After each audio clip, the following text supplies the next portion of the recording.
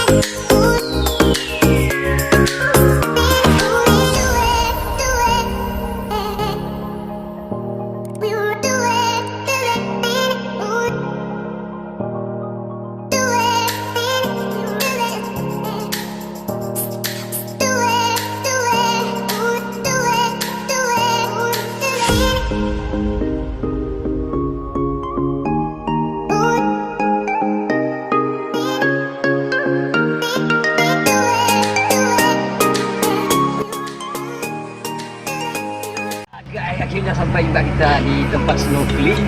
Tempat snorkelingnya ada di sana.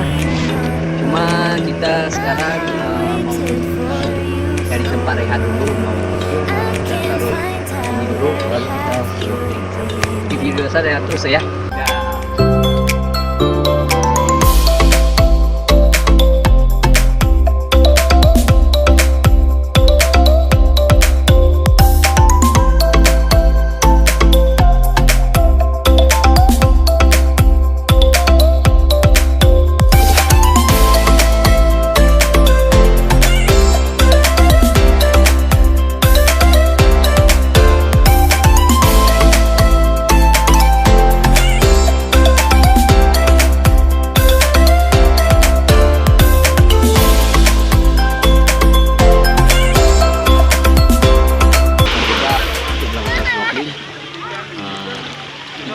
Saya kita melakukan persiapan penuh.